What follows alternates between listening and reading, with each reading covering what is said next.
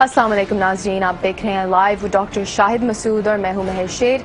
एक तवील अरसे तक फौजी अदालतों में तहकीकात और मुकदमा चलाने के बाद भारतीय जासूस कुलभूषण यादव को सजाए मौत सुनाई गई, जबकि वजीर आजम ने नून लीग के रहनुमाओं को साबिक आर्मी चीफ के खिलाफ मुतनाज़ा बयानात देने से रोक दिया। इसके अलावा पीपल्स पार्टी के 3 गुमशुदा अफराद का मामला अभी तक नहीं सुलझ पाया, जिसकी वजह से पीपल्स पार्टी के हलकों में शदीद बेचैनी पाई जाती है। इन सब इश्यूज को हम आज के प्रोग्राम में डिस्कस करेंगे। हमारे साथ स्टूडियो में मौजूद हैं डॉक्टर शाहिद मसूद। अस्सलाम वालेकुम डॉक्टर साहब। वालेकुम जी, आपको भी वालेकुम अस्सलाम। डॉक्टर साहब, आज कुलभूषण यादव को सजाए मौत सुनाई गई, लेकिन सजा तो आज सुनाई गई मगर आपने कल के प्रोग्राम में ये बात कर दी थी, तो एक इशारा सा था गालिबन, मैंने तो उसकी सिग्नल आपने कर दिया था, तो एक क्लिप देख लेते हैं।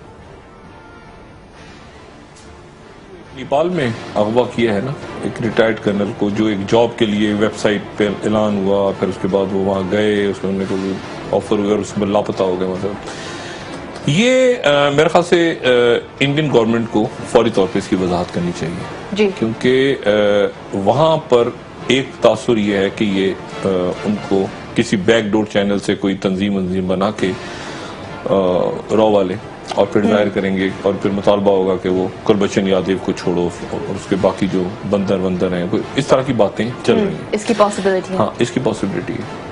तो ये अगर काम शुरू हो गया कि रॉ ने उठा लिया बाहर से किसी बंदे को और वहां किसी तीसरे मुल्क से उठा लिया, एक तो ये नेपाल की जिम्मेदारी बनती है। पाकिस्तान का एक शहरी नेपाल से अगवा हुआ है, तो नेपाली गवर्नमेंट की ये जिम्मेदारी बनती है कि उस शख्स को देखें। और रॉ ने उठाया नेपाल में तो रॉ बहुत एक्टिव है नेपाल में।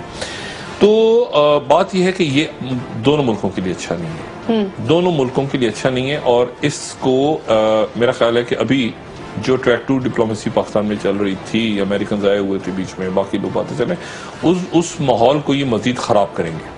उस माहौल को ये मजीद खराब करेंगे। पाकिस्तान और इंडिया के दरमियान ताल्लुकात को, ये बड़ा संगीन मामला है कि आप एक तीसरे मुल्क में बुलाते हैं किसी को और आप कहते हैं कि वहां जाओ, एक आदमी जाता है और वो जॉब के लिए जा रहा है और उसके बाद आप वहां से उसको अगवा कर लेते हैं। तो नेपाली गवर्नमेंट फौरी तौर पे और मेरे ख्याल से इंडियंस भी फौरी तौर पे इस बात की वजाहत करें। ट्रेस तो हो जाएंगे ये, तो इनको पता तो चल जाएगा कि कहाँ पे हैं और चल जाएगा पता किसने उठाया क्या। लेकिन उसके नतीजे में जो कशीदगी फैल रही है, उस कशीदगी का रोके जाना जरूरी है, वरना ये खेल अगर शुरू हो गया तो फिर वो उसके बाद फिर दुनिया में इधर उधर नहीं, वो तो आप कहीं किसी ने कहीं से कोई मुल्क में कोई बैठा है उसको लेकर उठा के, इस तरह नहीं होता, इस तरह थोड़ी होता है। मतलब नेपाली गवर्नमेंट को और इंडिया को, क्योंकि इंडिया से वेबसाइट ऑपरेट हो रही थी, तो दोनों पे लाजिम है कि वो इनकी महफूज वापसी जो है पाकिस्तान को, उस पे अमल दरामद करवाए। और इनका मामला बिल्कुल डिफरेंट है कुलभूषण से। वो तो मंकी पकड़ा गया था, वो तो कोई और चक्कर है।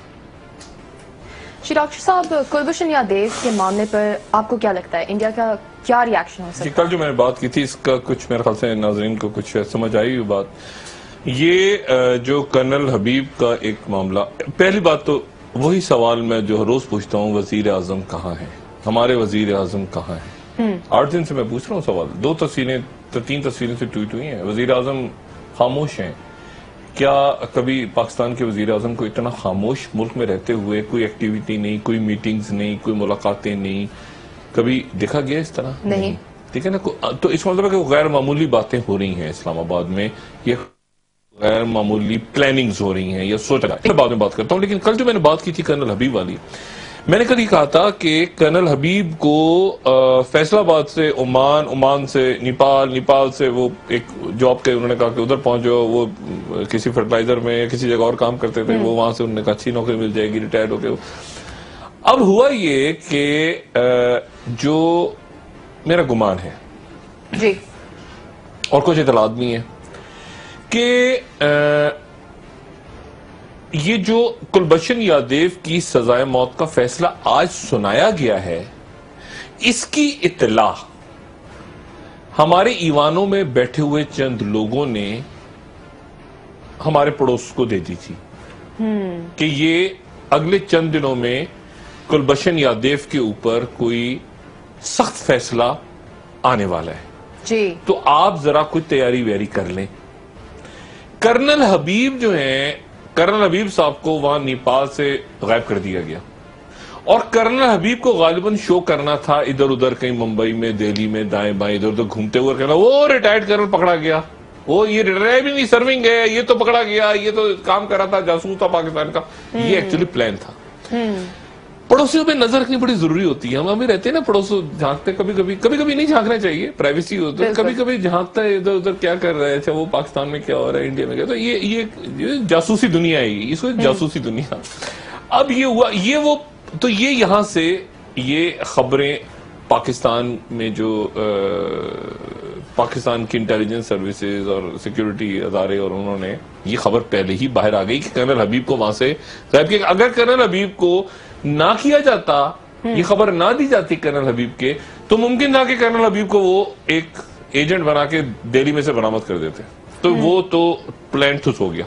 अजीत देओल साहब को मेरी तरफ से मैं उनसे ताजियत का इजहार कर सकता हूँ, ठीक है, दोनों बातों पे। एक तो ये कि उनका मंकी पकड़ा गया और मंकी जो है उनकी, अब मंकी के साथ क्या होगा। दूसरा ये कि ये जो भोंडी हरकत उन्होंने की है, अगर ये काम शुरू हो गया, ये मुझे बताएं कहां जाके खत्म होगा। कि आप एक उठा के ले जाएं, एक शहरी को उधर से उठा के ले जाएं, उधर से उधर जाए, ये तो कहीं खत्म नहीं होगा।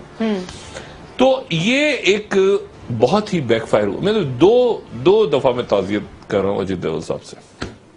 अब बात यह है कि देखें, ये जो मामला है ना मौसूफ पटेल, ठीक है, जिनको पटेल के नाम से जो साहब काम कर रहे थे, मुबारक पटेल, और ये जो है ये है निकले ये आके कुलभूषण यादव जी। पिछले 2 सालों से, जरा साल 1.5 साल से जब से ये बंदा पकड़ा गया है, अच्छा ये बंदा जो है ये 2003 में, यानी 2003 में जब पार्लियामेंट पर अटैक हुआ, मैं वहां से ये मुल्क की मौजूदा सियासत के जरा डॉट्स मिला रहा हूं। अब आप समझेंगे ये खामोशी क्यों छाई हुई है इस्लामाबाद में इस वक्त जी। ये 2003 में जो पार्लियामेंट पे अटैक 2002 में हुआ, तो उसके बाद या एक के आखिर में गालिबन हुआ था, मैं गलत बात कर रहा हूँ। 3 में ये नेवी में था, नेवी से उसके बाद ये इंटेलिजेंस में चला गया, ठीक है। इंटेलिजेंस में जाके ये चाबहार के पास इसने कोई छोटी सी वहां पे एक दुकान खोली और काम शुरू कर दिया। उसके बाद ये गिडानी तक इसकी एक्सेस हो गई, गिडानी, और वहां पर ये काम शुरू करता रहा 14 साल। एक बड़ा लंबा अरसा होता है। अच्छा, ये एक 14 साल तक आपका एक जासूस एक और नाम से, यानी इसने ये अपने मुसलमान भी जाहिर कर रहा था, ये हुसैन मुबारक पटेल बन गया, कुलभूषण यादव हुसैन मुबारक पटेल बन, मुसलमान बन के काम कर रहा है पाकिस्तान में, नमाजें पढ़ रहा होगा, सब कुछ कर रहा होगा। ये बिल्कुल, यानी उसका आप समझ लें कि ये अजीत देओल का मॉडल है। अजीत देओल 7 साल रह के गए, उनका नेशनल सिक्योरिटी एडवाइजर इंडिया का जो बड़े मंकी हैं, वो 7 साल यहाँ रह के गए हैं। 7 साल, मतलब उनको दाद है, वो प्रॉपर जासूस हैं। वो 7 साल यहाँ रह के गए, वो पता नहीं कहाँ घूमते रहे, पता नहीं क्या होता रहा, और 7 साल बाद वो वापस आए तो सुना है वो रायगढ़ में जब वो पहुंचे मियां ज़ाबी घर में, उन्होंने कहा यहाँ पुराना लैंप वैम्प ऐसे लगे होते थे। मतलब वो पता नहीं कहाँ घूम के गए 7 साल। अच्छा, नहीं पकड़े जाते बाज लोग पकड़े जाते हैं, बाज लोग नहीं पकड़े जाते, स्लीपर सेल्स होते हैं। अब ये जो बंदा है अजीत देओल साहब का जो छोटा मंकी है, ये छोटा मंकी पकड़ा गया। छोटा मंकी जो है उसके पकड़े के जाने के बाद से आप देखें कि उसके लिंक्स निकले। अच्छा, बोगस पासपोर्ट, एक सबसे बड़ा जो बेड़ा गर्क किया वो वहां के अहमदाबाद के अखबार ने कर दिया। वो जरा बड़ी स्क्रीन पे दिखाएंगे आप, बड़ी स्क्रीन पे अहमदाबाद का ये जो एक न्यूज़पेपर है, ये इसको बड़ी स्क्रीन पे करें। वो अहमदाबाद के न्यूज़पेपर ने एक अजीब कहानी छाप दी। वो कहते हैं कि जी हमने, और ये अभी वेबसाइट पे चले जाएं, ये आप ये मुंबई मिरर जो है, इसको आप ये आर्टिकल पढ़ा हुआ है, अभी तक वेबसाइट से गायब नहीं हुआ, जितनी जल्दी जा सकते हैं इसको पढ़ लें इससे पहले कि वो इंडिया वाले गायब कर दें। उसमें वो कह रहे हैं कि हमने खुद तहकीकात की है, ये पिछले साल का अखबार है और उनका बड़ा पॉपुलर अखबार है। वो कह रहे हैं हमने तहकीकात की है, वो बंदा जो है वो उसका जो पासपोर्ट है, वो हमने पासपोर्ट वालों ने कहा कि ये तो हमारे पास रिकॉर्ड ही नहीं है इसका, ये मुबारक पटेल है, ये तो यादेवी, और गालिबन वो ऑफिशियल्स ने अखबार के नुमाइंदों को ये बताया इस स्टोरी के मुताबिक कि वो हमारा एसेट था, वो जासूस था, वो पकड़ा गया है। और उसके बाद फौरी तौर पे फिर हम ये अमूमन करते हैं कि उसके साथ हम कॉन्टेक्ट्स वगैरह खत्म कर देते हैं और देखते हैं कि कोई राब्ता न निकला है हुकूमत के साथ। ये पूरी स्टोरी पड़ी हुई है और ये उनके मुंबई मेरिकल जो अहमदाबाद से अखबार 12। अब मसला ये पकड़ा ऐसे गया कि ये बात तो उर्दू में करता था, ये मुसलमान बन के रह रहा था, पटेल बन के, लेकिन ये अपनी फैमिली से बात करता था मराठी में जी। फैमिली जो है इसकी मराठी में बात करता, तो मराठी में बात करता था तो फोन कैच हुआ, उसके नतीजे में पकड़ा गया और फिर उसके बाद इंग्लिश और जो असल थी जबान उस पर आ गया बात। अब मुकदमा क्या चलेगा, कैसे, यानी मुकदमा तो चल गया, लेकिन अब सजा होने में और फांसी होने के दरमियान फर्क है, यानी एक वक्फा है, एक टाइमिंग्स है। उन टाइमिंग्स के दौरान पहली बात तो ये जानना जरूरी है कि ये कर्नल हबीब की खबर, ये कैसे खबर बाहर गई कि ये फौजी अदालत ने फैसला सुना दी है। क्योंकि ये फौजी अदालत के फैसले की खबर इंडियंस को पहले पहुंची तो कर्नल हबीब उठा ना जी। उन्होंने कर्नल हबीब को जो अगवा किया, इसको मतलब उनको पता था कि गुलबशन को सजा मौत होना नहीं है, तो उससे पहले उन्होंने एक बंदे को वहां अगवा कर रख लिया कि अगर यहां से होता है तो हम, बल्कि हो सकता है ये खबर अगर कल ना आ जाती मीडिया में तो वो परसों ही वो जाहिर कर देते कि हमने एक एजेंट पकड़ लिया पाकिस्तान का। ये भी मुमकिन, लेकिन खबर जो कि पाकिस्तान ने पहले दे दी मीडिया में, तो उसके नतीजे वो प्रोग्राम उनका जबरदस्त हो गया। ये जासूसी दुनिया, ये देखें, ये जो मैं आपको एक, अगर आपके पास 2 मिनट में आपको मजेदार एक वाकया सुनो। मैं दुबई में था उन दिनों 2010। अब्दुल्ला मंबू, वहां पर अब्दुल्ला मंबू वो हमास के अल-कसाम ब्रिगेड के बड़े जबरदस्त एक लीडर थे। वहां एक होटल दुबई में, हमारे दुबई मीडिया सिटी से बहुत दूर नहीं था, बुस्तान होटल, वहां पर वो बंदा आया जो हमास का लीडर, और उसने आके एयरपोर्ट से चेक इन किया अपने कमरे में। उसको तकरीबन 29 से 30 लोग उसके पीछे लगे हुए थे उसको मारने के लिए, क्योंकि ये मतलूब, इस पे इल्जाम था कि इसने इजरायली सोल्जर्स को 2 को किडनैप किया है, कुछ सुसाइड बॉम्बिंग्स की हैं हम, तो इसके पीछे जॉर्डन की इंटेलिजेंस लगी हुई थी, इजिप्ट की इंटेलिजेंस, वहां जेल में भी रहा इजिप्ट में जी, इसके पीछे CIA लगी हुई थी, मोसाद लगी हुई थी। अच्छा, अब इसको मारने का प्लान कैसे हुआ कि उस होटल के अंदर कुछ 26 या 29 लोगों ने, जहां इसने चेक इन होना था, उन्होंने कमरे ले लिए मुख्तलिफ नामों से, यानी उसमें ब्रिटिश सिटीजन्स भी थे, उसमें जर्मन्स भी थे, वो कोई खवातीन भी थी, कोई फैमिलीज थी। जिस कमरे में इसने आकर रुकना, इलेक्ट्रॉनिक लॉक जो इसके दरवाजे पे लगा होता है ना, इलेक्ट्रॉनिक लॉक, आप उसमें कार्ड डालते हैं तो खुलता है, वो भी, उसको भी प्रोग्रामिंग चेंज कर ली थी उन्होंने। ये बंदा उस होटल में आके आराम से आया, ये फॉलो हो रहा था डिमास्कस से दुबई पहुंचा। वो लोग सारे के सारे मुख्तलिफ नामों से, मुख्तलिफ फ्लाइटों से, पूरी दुनिया से आए हुए थे, पूरी दुनिया से, ठीक है ना। कोई उसमें से मेरे ख्याल से 5 जर्मन पासपोर्ट्स पे थे, कुछ ऑस्ट्रेलिया से आए हुए थे, कुछ खवातीन थी, कुछ, वो सारे होटल के अंदर दाएं बाएं आगे पीछे सारे इसमें नजर रखी हुई थी। और उसके बाद जब ये दोपहर को आ गया, 2-3 घंटे बाहर गया, वापस आया रात को, तो इसके कमरे में फिर एंटर हुए, और एंटर होने के बाद इसको टॉर्चर किया, और टॉर्चर करने के बाद वो एक एक करके वहां से निकल गए और उसको मार दिया, कत्ल करके। एक उधर से निकला, एक उधर से निकला, एक उधर से निकला, सब जहाजों में बैठ के चले गए। अगले दिन जब सफाई वगैरह के लिए लोगों ने देखा तो अंदर से इसकी लाश निकली, हमास की इंपॉर्टेंट लीडर की। लेकिन प्रॉब्लम क्या हो गई कि वो 26 लोगों में से अक्सर जो थे वो CCTV कैमरों पे आ गए।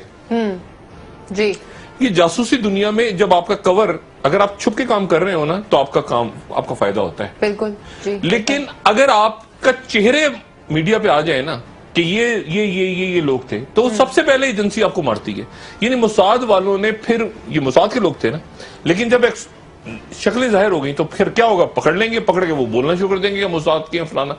तो इसीलिए वो सारे के सारे लोग जो इधर उधर गायब हुए थे, इंटरपोल के वारंट्स निकले, ये निकले, वो निकले, लेकिन जो इंटेलिजेंस सर्विसेज हैं दुनिया की, वो ये कहती हैं कि या तो उनमें से कुछ लोगों ने अपनी शनाख्त वगैरह चेंज कर ली प्लास्टिक से, या उनको मोसाद ने मार दिया, कोई एक्सीडेंट में मारा गया, कोई छत से गिर गया, कोई इस तरह हो गया। ये इसी तरह दुनिया का सिस्टम होता है जी।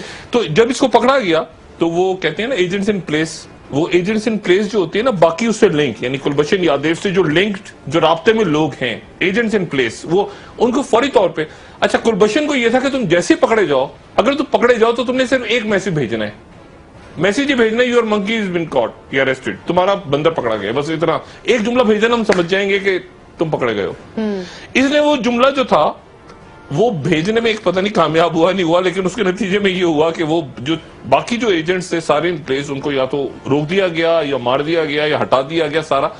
लेकिन इसने पूरा नेटवर्क उस वक्त तक इसने काफी ये जो है ये मदद कर चुका था जी, और उसके नतीजे में नाम बता चुका था और उसके नतीजे में लोग गिरफ्तार हो चुके थे। आप देखें कितनी दहशतगर्दी कम हो गई बलोचिस्तान में, कराची में लोग पड़ गए, उधर बलोच ग्रुप के साथ लिंक निकला, बाकी और ये धमाके हो रहे थे हजारा के अंदर, ये सी पैक के ऊपर, ये सारा ये एक्टिव था जी।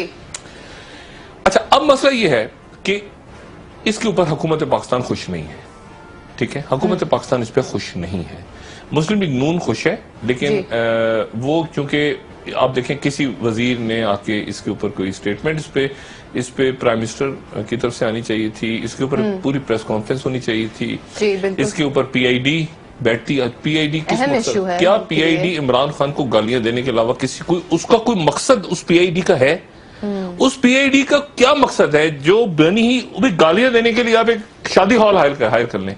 ये कोई और जगह है, वो यानी प्रेस इंफॉर्मेशन डिपार्टमेंट पाकिस्तान का, वहां से ये बात नहीं बताई जा रही कि एक आपने डोसियर लेके जाएंगे, फलां करेंगे, ड्रामेबाजी है। 2 साल मियां नवाज शरीफ मुहिब वतन पाकिस्तानी है, ये जहन में रखें, और हमारे वजीर आजम है, लेकिन वो उनका जो एक जो जहन है ना इंडिया के, वो किसी और उसमें है इस वक्त। मतलब वो इस बात को मतलब उनको ये अच्छा नहीं, ये जो कुछ हो रहा है उनको अच्छा नहीं लग रहा, ठीक है।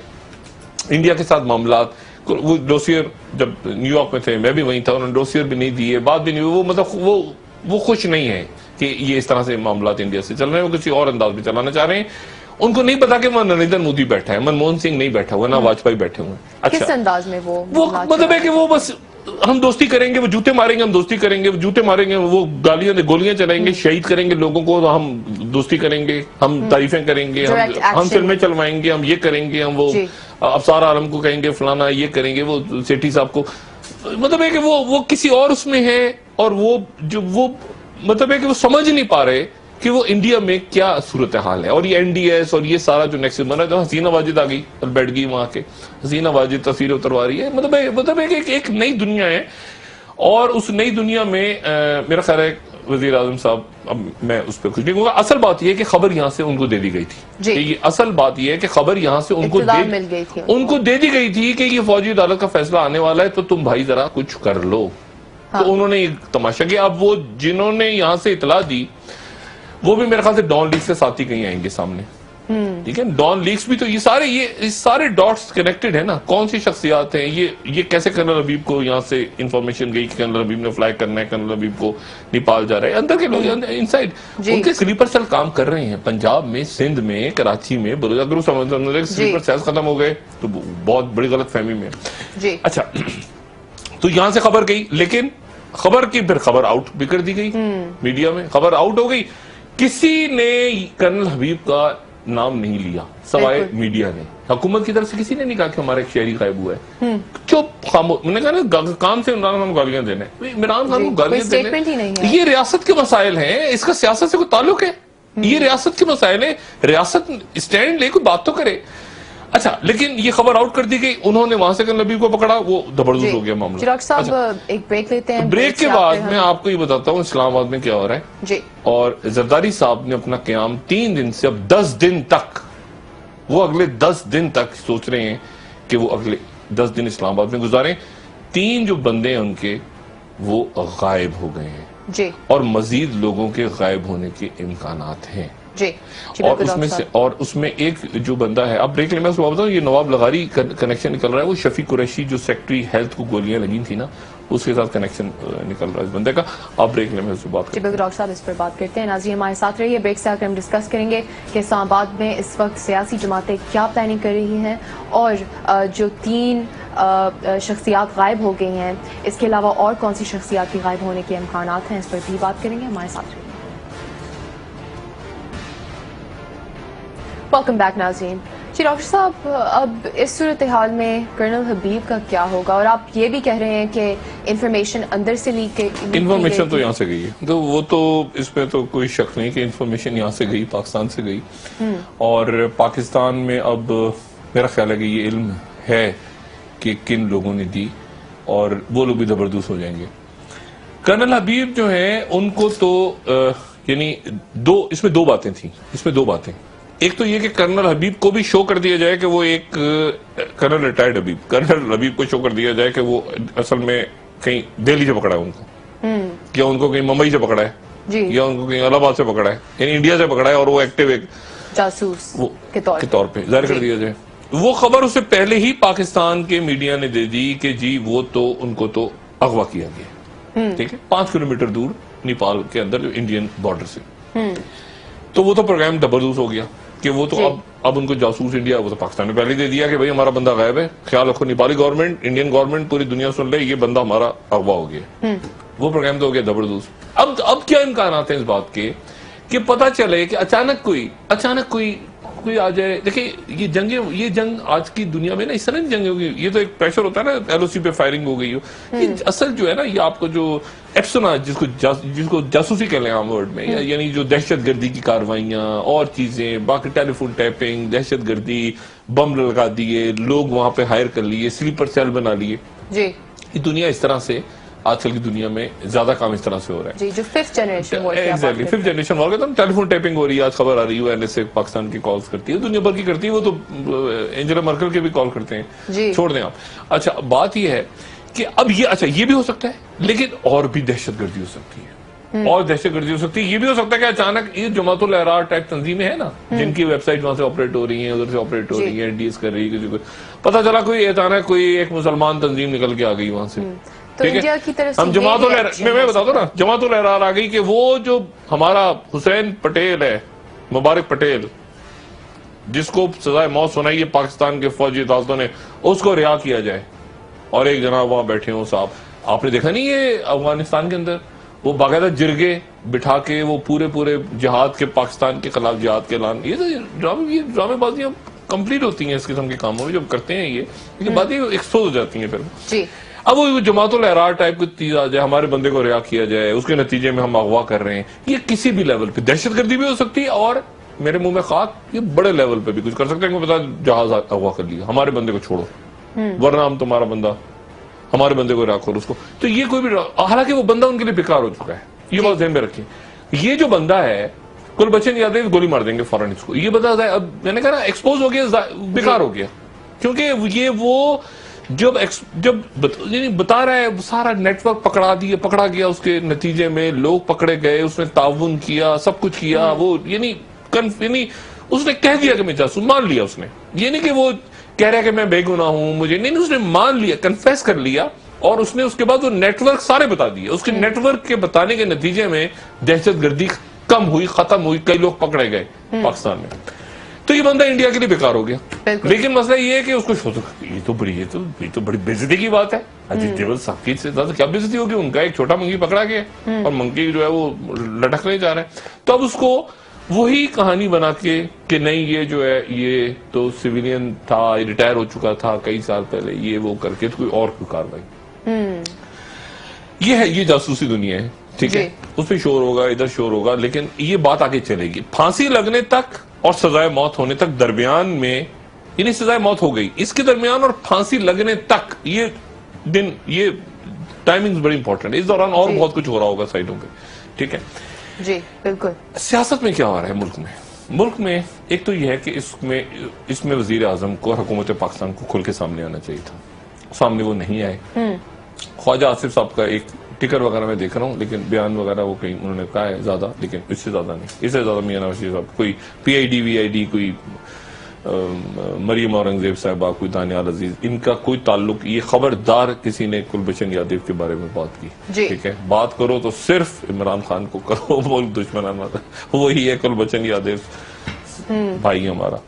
अच्छा, अब बात यह है कि इस पूरी सूरत हाल में एक बयान बड़ा दिलचस्प आया है। एक तो मैं वो 3 गुमशुदा अफराद का बताऊं ना, वो कहानी पेचीदा हो रही है। पीपल्स पार्टी के 3 गुमशुदा अफराद, जिनको एक नवाब लगारी, एक दूसरा, तीसरा, यानी एक जमीनों का देखने वाला, एक फ्रंटमैन क्या मेन आदमी अनवर मजीद का, तीसरा आदमी जो है वो शफी कुरैशी साहब, कुछ नहीं गोलियां मारी, और वो उसका भी आना जाना, ये बड़े बड़े इंपॉर्टेंट लोग, और उसके नतीजे में पीपल्स पार्टी जो है उनकी तरफ से वो कल सोशल मीडिया पे बहुत एक्टिव थी, और वो एहतजाज वगैरह भी करने जा रहे हैं, और आपने कहा कि और लोगों के इम्कानात वो बलूचिस्तान, वो तो देखिए मतलब गायब होके आ जाएंगे सामने, कहेंगे हम गायब नहीं थे। वो तो ये तो छोड़ दें आप। बात ये सारी कि इसमें वो कह रहे हैं बलूचिस्तान बंद कर देंगे। बलूचिस्तान के जो सदर थे वो जरदारी साहब से मिले थे कल या परसों, उन्होंने आज कहा हम बलूचिस्तान बंद कर देंगे 24 घंटे के अंदर। बलूचिस्तान बंद कर देंगे, मैं समझने से कासूर हूँ वो बेचारे जो है शरीफ आदमी बलूचिस्तान बंद कर देंगे, वो मतलब वो बहरहाल वो मतलब है कि एक पूरा जो है ना एक गम गुस्सा पाया जाता है कि क्या मामला हुआ है। लेकिन इसमें एक जो है जो नवाब मरी हैं, उन्हें वो कैंसर के मरीज हैं, वो शायद रिहा हो जाए, पहले कैंसर के मरीज हैं वो सामने आ जाएं, लेकिन वो जो कुछ उन्होंने बात करनी थी, ताउन करना था निंजा टर्टल्स के साथ, वो उन्होंने मुकम्मल ताउन किया है। और इसके साथ ही जो मैंने कल बात की थी ना, वो कि जो अफरा तफरी का प्लान है वो अपनी जगह काम कर रहा है। मेरे बहुत प्यारे भाई राना सनाउल्लाह साहब, ठीक है, राना सनाउल्लाह साहब का आज एक बयान बहुत ही इंपॉर्टेंट बयान है, मैं चाहूंगा बड़ी स्क्रीन पे चले, बड़ी स्क्रीन पे दिखाते, छोटी स्क्रीन पे दिखाते नजर नहीं आता लोगों को। वो ये कह रहे हैं कि पैनामा फैसला खिलाफ आया तो अवाम तस्लीम नहीं करेंगे। ये आज के फ्रंट पेज पे जंग अखबार के ये खबर लगी हुई है कि पैनामा का फैसला हमारे खिलाफ आया तो अवाम उसे तस्लीम नहीं करेंगे। ठीक है, मियां साहब मान लेंगे, खामोशी से मियां साहब, मैं तो कानून के आगे, मियां साहब बैठे होंगे आराम से, इसाक डार साहब जो है बैठे होंगे आराम से, सब मान रहे होंगे, अवाम नहीं मानेंगे। मतलब वो पैसा जो डिस्ट्रीब्यूट है 44 करोड़ हंगामा, एक शोर शराबा सारा, ये अफरा तफरी। मैं जो बात कह रहा हूँ, मैं बार बार जो कह रहा हूँ ना कि क्यों कहाँ है, उसकी वजह वो ऐसे ही नहीं मैं कह रहा कि मियां वजीर आजम कहाँ है, वो कुछ प्लानिंग हो, कुछ सोचा जा रहा है ना, कुछ प्लान हो रहा है आने वाले दिनों के लिए। अच्छा, और इसके साथ ही पीपल्स पार्टी जो है वो कह रही है कि हम बलूचिस्तान बंद करा देंगे, और पीपल्स पार्टी सिंध के अंदर हंगामे हो जाएंगे 24 घंटों में, 48 घंटों में कुछ ना हुआ। डॉक्टर साहब, कराची में इस वक्त कराची में भी जारी है? नहीं, कराची में तो एहतजाज जो है ना कराची में, कराची का तो मैं आपको बताऊं किसी भी वक्त 2 दिन 3 दिन 4 दिन में ये अचानक उठेंगे लोग, वो जैसे मम्मीज खड़े होते हैं ना, अचानक खड़े हो जाते हैं, वो धरने में से सब खड़े हो जाएंगे और वो जाके दबड़दूज कर देंगे। ये पाक ज़मीन पार्टी और जमात इस्लामी, और इसमें हो सकता है एमक्यू भी कूद जाए, शहरी भी कूद जाए, बाकी लोग भी सारे खड़े हो जाए, अचानक खड़े होंगे। इनके पास कल आए थे 5 वजीर, गालिबन रात को 4 या 5 या 6 या 8 या 10, खुदा जाने कितने वजीर आए थे। और वो वजीर आने के बाद जो है वो इनसे कहा था कि आप ये खत्म कर दें एहतजाज, इन्होंने इनकार कर दिया। इन्होंने कहा बिजली, कचरा, ये शहरी मसाइल सारे, ये उठेंगे, खड़े होंगे और जाके ये धबरदूज कर देंगे सिंध सेक्रेटेरिएट को। लिख लें आप ये, सिंध सेक्रेटेरिएट को, वजीर आला हाउस को और बाकी आम सरकारी इमारात को, ये जाके वहां पर घेर लेंगे उनको और लॉकडाउन कर देंगे। अगर ये 2-4, और ये प्लान हो रहा है कराची में। अगर कोई अगर पाकिस्तान ज़मीन पार्टी से कहना चाहें, मेरी इतला है, हाँ, वो उन्होंने ऑफिशियल नहीं कहा, मेरी इतला ये है कि वो शहरी मसाइल के ऊपर वो पीछे नहीं जाएंगे। बिल्कुल, वो जो जुमला है ना, महलात का घेराव करेंगे, उस जुमले को वो प्लान कर रहे हैं अगले 3-4 दिन के अंदर। वो किसी भी वक्त वो सरप्राइज भी दे सकते हैं, किसी भी वक्त। बहुत सारे लोग उठे, हजारों की तादाद में या सैकड़ों जितने भी हैं, उन्होंने जाके वजीर आला हाउस और सिंध सेक्रेटेरिएट और सरकारी इमारतों पे कब्जा या घेराव कर दिया। बड़ी अफरा तफरी। और अच्छा, ब्रेक ले लें और मैं उसके बाद आपको बताऊं कि वो आइकॉन टावर का किस्सा जो है वो बढ़ रहा है आगे। ये जो बाग इब्न कासिम और उसमें अहम शख्सियत जो अब्दुल्ला शाह गाजी के मजार पे जाया करती थी, असल में अब्दुल्ला शाह गाजी के मजार पे, वहां पे जाके फातिहा पढ़ने, वहां पे जाके दंगल देने, वहां वो असल में वहां हेलीकॉप्टर उतरता था आइकॉन टावर को देखने के लिए। वो आम शख्सियत अब्दुल्ला शाह गाजी के मजार से ज्यादा, मजार को छोड़े, वो आइकॉन टावर किसका है? वो एक नया, और उसमें अदालत वो अभी कंप्लीट नहीं हुआ, लेकिन उसमें अदालत के अंदर एप्लीकेशन जाने वाली है कि इसको इसी तामीर रोक दी जाए। और वो आम तरीन शख्सियत का है, जिसकी वजह से मामलात मजीद उलझ रहे हैं कि आइकॉन टावर जो है और बाग इब्न कासिम और ये सारा ये मामला अब ब्रेक में। और उसमें मुकेश चावला साहब ने, तो आपको पता है, बाकायदा हिंदू जो पेटिशनर चले गए थे कि मंदिर को रुकवाएं, तो वो मुकेश चावला साहब को फिर इसीलिए कैबिनेट बनाया गया कि वो हिंदुओं को रोकें कि वो मंदिर के ऊपर इशू ना बनाए और अंडर पास बना पूरा। आप ब्रेक में बात करें। नाज़रीन हमारे साथ रहिए, ब्रेक से आकर हम डिस्कस करेंगे आइकॉन टावर का मामला, वो किस तरफ जा सकता है और कराची में क्या लॉकडाउन की पॉसिबिलिटी है, इस पर बात करेंगे। हमारे साथ रहिए। वेलकम बैक नाज़रीन। जी डॉक्टर साहब, राना सनाउल्लाह साहब कह रहे हैं कि अवाम पैनामा केस का फैसला नहीं मानेगी अगर वो वजीर आजम के खिलाफ आए, और पीपल्स पार्टी ने एहतजाज करने का ऐलान किया है। पाक सरजमीन पार्टी का एहतजाज जारी है, जमात इस्लामी का एहतजाज भी जारी है। और डॉक्टर साहब, इसी दौरान पैनामा केस के फैसला सामने आने का इम्कान भी है, और अभी तक इम्कान क्या अब तो आएगा ही, इम्कान क्या अब तो आने डॉन लीग से मैं आपको सिर्फ एक बात बताऊं। पहली बात तो ये है कि ये एक आज टाइम कम रह गया, वो आज एक बड़ा जबरदस्त कॉलम छपा हुआ है हमारे दोस्त अताउल्लाह कासमी साहब का रोजनामा जंग में, और उस कॉलम का जो टाइटल है वो है नीम वजीर नीम हकीम। इसको भी जरा बड़ी स्क्रीन पे देखें। अताउल्लाह कासमी साहब एक अहम सरकारी पोस्ट पे हैं, और वो जो कॉलम है उसमें वो लिख रहे हैं कि वो अपना किस्सा बयान कर रहे हैं, बड़ा उनका खूबसूरत अंदाज है लिखने का कासमी साहब का। कासमी साहब बता रहे हैं कि हमारे कॉलेज में एक यूनिवर्सिटी में खातून होती थी, उन खातून के हाथ पांव सब काम करते थे, बड़ी अच्छी, कुछ दिमाग काम नहीं करता था। ठीक है, उनका दिमाग काम नहीं करता था। टाइटल है नीम वजीर। ठीक है, किस खातून की तरफ इशारा है जी कासमी साहब? किस खातून की तरफ इशारा है? नीम वजीर कौन है? हमारी छोटी बहन को तो नहीं आप कहीं टारगेट कर रहे हैं? वो कह रहे हैं कि वो हाथ पैर जो है वो सब सही थे, दिमाग काम नहीं करता था, और अकल जो थी वो खराब थी, और वो समझती थी वो मोहतरमा के वो पूरी यूनिवर्सिटी चलाएंगी। ठीक है, और आता जाता कुछ नहीं था उनको। हाँ, बड़ा हाँ, अताउल यानी आप इससे जरा वजारत इत्तलात के अंदर जो कुछ हो रहा है, वजारत इत्तलात के जो अंदर इस वक्त खाना जंगी है, उस खाना जंगी का अंदाजा लगा सकते हैं अताउल्लाह कासमी साहब का खूबसूरत कॉलम पढ़ के, जिसमें उन्होंने नीम वजीर, एक ऐसी खातून, नीम वजीर यानी मिनिस्टर ऑफ, ठीक है जी, स्टेट है, फुल मिनिस्टर तो वो हमारे प्रवेशी साहब है ना, अभी भी मतलब वो आ जाएंगे, वो आ जाए, अल्लाह करे, वो तो बड़े अच्छे नफीस आदमी, ऐसी जबरदस्त हो गए बीच में।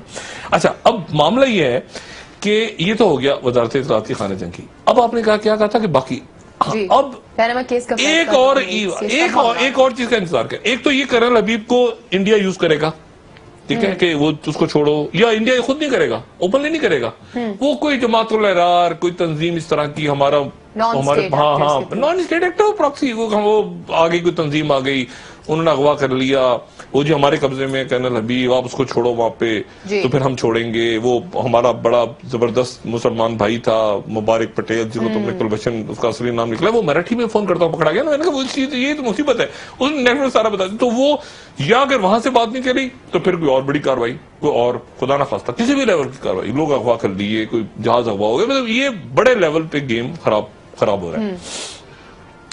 तो फांसी की सजा में और फांसी दिए जाने तक के दरमियान के इवेंट्स बड़े इंपॉर्टेंट है। अच्छा, एक और तरफ नजर रखें, आज क्या तारीख है? 10 हो गई ना। हाँ, तो बस अब आज कल में कल किसी वक्त भी आपको एकदम से खबर आनी शुरू हो जाएगी कोर कमांडर्स कॉन्फ्रेंस का। जी बिल्कुल, 10 तारीख होगी ना जी, तो इजलास होना है ना, तो अचानक एक टिकट चलना शुरू हो जाएगा टीवी पे, ISPR, कोर कमांडर्स कॉन्फ्रेंस का इजलास, मुल्क की दाखिली और खारजा उसका जो है वो जायजा लिया जी, और कई घंटे तक का मामला भी डिस्कस किया, डॉन लीक्स, मुल्क की सूरत हाल, खतरे दाएं बाएं, अफगानिस्तान, इंडिया, ये कुलभूषण क्या हो रहा है, कराची ऑपरेशन, सिंध, ये सारा वो डिटेल करके खबर आनी शुरू हो जाएगी, और वो बड़ी इंपॉर्टेंट होगी। वो उसका जो बयानिया है वो बड़ा इंपॉर्टेंट होगा। तशवीश का इजहार या खुशी का इजहार मुल्क के हालात पे, ये तो नहीं हो सकता ना, मुल्क के हालात पे खुशी का इजहार तो नहीं होगा, तशवीश का इजहार या खामोशी, इसी किस्म की बात होगी ना। डॉन लीक्स क्या होगा नहीं होगा, 3 दफा पहले याद ला चुके हैं डॉन लीक्स, इस दफा होगा नहीं होगा, पब्लिक की नजरें हर चीज पे, उसके बाद वगैरह वगैरह। अच्छा, तो कोर कमांडर्स का कॉन्फ्रेंस भी आजकल में होने वाली है। अच्छा, आपने कहा ना कि पैनामा का फैसला, देखिए कि ऑपरेशन जबरदस्त अपने मंतक के अंजाम की तरफ जा रहा है। आपने वो पंजाबी फिल्म देखी है कभी? नहीं देखी? नहीं। इंग्लिश फिल्म तो देखी होगी, कोई आपने कोई केरला की फिल्म तो देखी होगी, कोई मराठी फिल्म देखी, कोई आप फिल्म के आखिर में क्या होता है, क्लाइमेक्स में एक गुंडा, बड़ा गुंडा भाग गया, एक आदमी नीचे गिर गया, वो हीरो को 30 गोलियां लग गई, वो गिरा पड़ा है नीचे, वो हीरोइन को पकड़ लिया गुंडों ने, उसने एक चीख मारी, वो 30 गोलियों वाला खड़ा हो गया, अचानक गाना बजना शुरू हो गया पीछे बचपन का, वो खड़ा हो गया, वो उसने खून खून पकड़ ली। ये जबरदस्त के आखिरी सीन नहीं होती कि वो बना, ये ऑपरेशन जबरदस्त के आखिर मनाजिर में कुछ समझ नहीं आ रहा होता। एक बच्चा चाह रहा, उसने रस्सी काट दी हीरो की, हीरो के हाथ खुल गए। अच्छा, मतलब उसका मतलब एक अजीब सा मामला, उसका पुराना दोस्त टैक्सी लेकर आ गया, उसने छलांग मारी छठी मंजिल से। ये धबड़दूस के जो आखिरी होते हैं ना, जो आखिरी फिल्मों का, इस तरह की फिल्मों का जो आखिरी, ये ऑपरेशन धबड़दूस का क्लाइमेक्स आप समझे चल रहा है। इस वक्त कौन किधर से निकल आएगा, क्या होगा, गायब हो जाएगा, क्या होगा अचानक। अच्छा, लोग आखिरी 10-15 मिनट तक बैठ के सोच रहे होते हैं कि यार ये क्या हो, फिल्म के अंदर क्या हो गया। 10-15 मिनट तक सीटियां बजा, सीटियां मीडिया में बाजारों की सिटी कम हो जाती है। अच्छा, वो कुछ भी नहीं हो रहा, तो समझ नहीं आ रहा क्या हो गया आखिर में। अच्छा, वो उस वक्त कुछ भी हो सकता है। तो ये धबड़दूस का क्लाइमेक्स चल रहा है। अब क्लाइमेक्स में बंदा गायब, वो बयान, कोई उदास बैठा है, कोई मरी में बैठा हुआ है, कोई कहीं बैठे हुए हैं, कोई गायब, कोई ट्वीट चल रहा है, कोई इजलास होगा, कोई ये होगा, कोई वो होगा।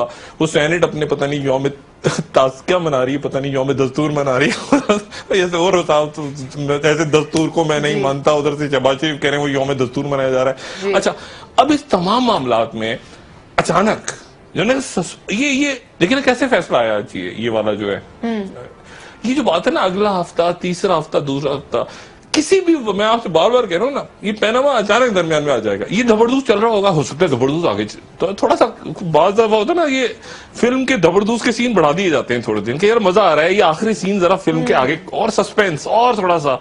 कराची में लोग खड़े हो गए, उन्होंने वजीर आला को धबड़दूस किया, लोग इधर उधर परेशान बैठे हैं, 3 दिन का स्टे, 1 हफ्ते का हो गया, हफ्ते से 10 दिन हो गया, समझ कुछ नहीं आ रहा क्या करें। वजीर आजम मरी में, हाँ, इसाक डार उधर घूम रहे हैं, कोई उधर घूम सर पे, तो कहते हैं यार ये तरह इंटरेस्टिंग है, ये इंटरेस्टिंग है। तो ये इसको थोड़ा सा, जब ये जरा और थोड़ा सा गर्मी पड़े, राना सनाउल्लाह कह रहे हैं अवाम नहीं मानेंगे, ख्वाजा आसिफ कह रहे हैं नहीं हम मानेंगे अदालत के फैसले को, तो थोड़ा सा और जरा वार्म अप होने दें। अच्छा है ना, जरा मैं कह रहा हूँ एपेटाइजर, वार्म अप होने दें मामलात को, और जब ये वार्म अप हो जाएंगे तो अचानक उसमें फैसला आ जाएगा पैनामा का। जी शुक्रिया डॉक्टर साहब। नाज़रीन, कल दोबारा मिलते हैं इसी वक्त नई खबरों के साथ, नई तज्ज़िये के साथ। मैं शेख हाफिज। शुक्रिया डॉक्टर साहब। अपना दोस्तों रिश्तेदारों, गिरदो रवाह के लोगों का सबक ख्याल रखिएगा। हाफिज।